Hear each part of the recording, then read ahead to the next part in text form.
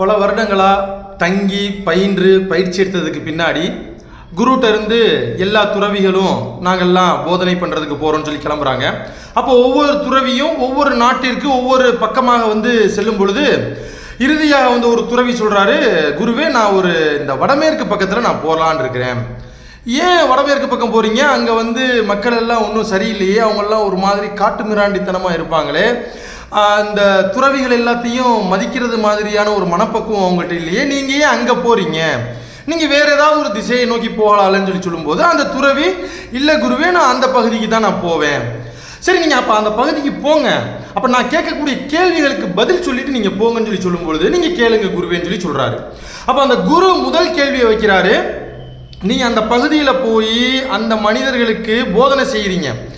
போதனை செய்யும் பொழுது அந்த பகுதி மக்கள் கோவப்பட்டு உங்களை திட்டா நீங்கள் என்ன பண்ணுவீங்க அப்படின்னு சொல்லி குரு கேட்குறாரு.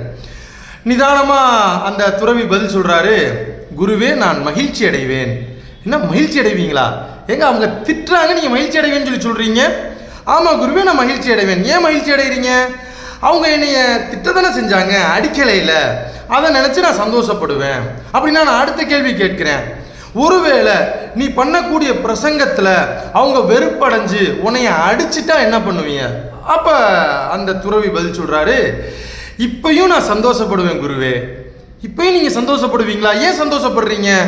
ஆமாம் குருவே, அவங்க என்னைய அடிக்கத்தானே செஞ்சாங்க, என்னைய அடித்து கொல்லலையில, என்னைய மரணம் அடைய செய்யலை இல்லை, அதனால் நான் சந்தோஷப்படுவேன் குருவே அப்படின்னு சொல்லும் பொழுது, அப்படியா? அப்போ நான் உங்கள்கிட்ட அந்த மூணாவது கேள்வியை கேட்குறேன், ஒருவேளை உங்களை அவர்களுக்கு பிடிக்காம, உங்களுடைய பேச்சு பிடிக்காம உங்களை அடித்து கொலை செய்து விட்டால் நீங்கள் என்ன செய்வீங்க அப்படின்னு சொல்லி கேட்கும் பொழுது அந்த துறவி மிகவும் பக்குவமாக நிதானமாக பதில் சொல்றாரு, அப்பொழுதும் நான் மகிழ்ச்சி அடைவேன் அப்படின்னு சொல்லி சொல்றாரு. குருவுக்கு ரொம்ப பெரிய ஆச்சரியம், எதனாலப்பா நீ மகிழ்ச்சி அடைவேன்னு சொல்லி கேட்கும் பொழுது, இப்படிப்பட்ட இந்த உலகத்தை விட்டும் நான் மோட்சம் அடைந்து விட்டேன், அல்லது ஒரு நல்ல உலகத்திற்கு நான் மீண்டும் சென்று விட்டேன் என்பதாக எண்ணி நான் மகிழ்ச்சி அடைவேன்னு சொல்லிட்டு அந்த குருவிட்ட அவர் சொல்லும் பொழுது, இதில் அவர் அடைந்த அந்த பக்குவத்தை நினைத்து அந்த குரு மிகவும் மகிழ்ச்சி அடைகிறார்.